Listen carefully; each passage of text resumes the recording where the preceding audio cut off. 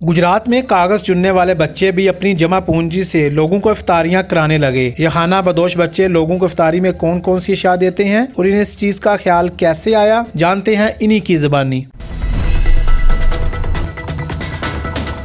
अस्सलाम वालेकुम नाज़रीन, उर्दू पॉइंट से मैं हूं आपका मेज़बान शाहिद बशीर कंबो। नाज़रीन, मैं इस वक्त मौजूद हूं ज़ुहूर इलाही स्टेडियम के पार्किंग एरिया में। आज हम आपको एक ऐसे इफ्तार दस्तरख्वां का विज़िट करवाने जा रहे हैं। ये इफ्तार दस्तरख्वां ना तो कोई बड़े बिजनेसमैन ने लगाया हुआ है, ना ही किसी फलाही तंजीम ने लगाया हुआ है, बल्कि ये इफ्तार दस्तरख्वां उन नन्हे मुन्ने बच्चों ने लगाया हुआ है जो सारा दिन पेट की खातर कूड़ा करकट से कागज़ चुनकर अपना गुजर बसर करते हैं और अपने सारे दिन की कमाई इकट्ठी करके इस इफ्तार दस्तरख्वां का इंतज़ाम करते हैं। ये कब से कर रहे हैं और इफ्तार दस्तरख्वां में कितने लोगों की रोज़ाना इफ्तारी करवाते हैं, क्या क्या मेन्यू रखा हुआ है, कितना ख़र्चा आता है, ये सब कुछ जानेंगे उन्हीं बच्चों।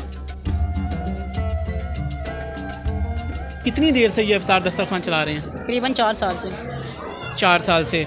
और आपके जो इफ्तार दस्तरख्वां में रोज़ाना कितने बंदों की यानी वो रेंज किया जाता है?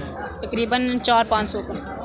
तो ये जो इफ्तार दस्तरख्वां इतना यानी कितना ख़र्चा कितना आ जाता है इसमें? 50-60 हज़ार आ जाता है। 50,000 60,000 रुपये ख़र्चा आ जाता है। तो आप दिन में कितना कमा लेते हैं कि इतना बड़ा इत्माम कैसे? हम कागज़ उठा के जितना भी हो जाता है हम करते हैं, डोनेट करते हैं। हमारे सर जो होते हैं दूसरे लोग हैं वो भी हमारे साथ मदद करते हैं। फिर हम मतलब पकी हुई देग जो होती है वो हम मंगवाते हैं। ये जो आप कागज़ उठाते हैं ये दिन में यानी उसमें उनसे आपको कितनी आमदन हो जाती है? कभी 1000 हो जाती है, अगर ज़्यादा मेहनत करें 2000-3000 हो सकती है। आप ये जो इफ्तार दस्तरख्वां का यानी आप कर रहे हैं, अरेंज वगैरह कर रहे हैं, आपके साथ कितने लड़के और मज़ीद शामिल हैं बच्चे? मेरे साथ तकरीबन वॉलंटियर के हिसाब से तकरीबन 20-25 बंदे हैं और वैसे जो से हमारे साथ जो कागज़ उठाते हैं वो तकरीबन 50-60 बंदे हैं। अच्छा, कागज़ उठाने वाले सारे बच्चे आपको यानी वो डोनेशन वगैरह करते हैं? बच्चे अपने पैसे इकट्ठे करके करते हैं? उनसे जितना होता है वो करते हैं और जितना हमसे होता है हम करते हैं और बाकी लोग जितने मदद करते हैं ऐसे। आपको ये कैसे ख्याल आया इतना अजीम कि छोटे छोटे बच्चे हैं जो आप अपनी इन हालात में अपना घर का गुजर बसर करना इतना मुश्किल है, उन हालात में यानी इफ्तार दस्तरख्वां का इत्माम करना कैसे मुमकिन है?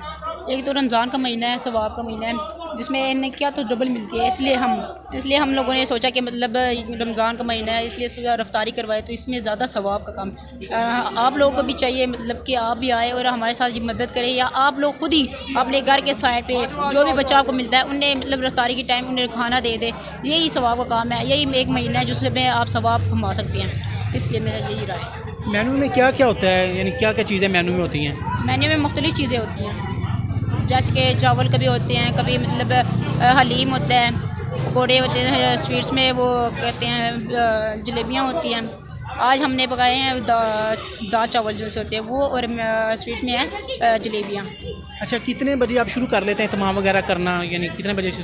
तकरीबन आधे घंटे से पहले हम मतलब बरना सारा चीज़ें जो से होती हैं, चटाई वगैरह वो जब बिछाते हैं, फिर हम 10-25 मिनट पहले उसे वो भरना शुरू करते हैं। जब भर लेते हैं फिर हम रखते हैं, जब रफ्तारी में 10 मिनट रह जाते हैं या 5 मिनट रह जाते हैं फिर हम सबको देते हैं। अच्छा, इतनी बड़ी अमाउंट होती है, अब 50-60 हज़ार रुपये जिसका रोज़ाना खर्चा आता है, तो फिर वो कैसे आप इसका इस्तेमाल कैसे करते हैं? क्या कहाँ से इफ्तारी का सामान वगैरह चीज़ें मंगवाते हैं, कैसे कौन उसको करते हैं? हमारे साथ हमारे जो से सर होते हैं ना ट्यूशन वाले, वो हमारे साथ ज़्यादा मदद करते हैं।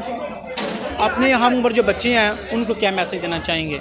उनको यही मैसेज है कि वो भी मतलब जितना उनसे हो सकता है वो आए, डोनेशन करे और आप भी आके ना इस रमज़ान के महीने में सवाब कमाएं।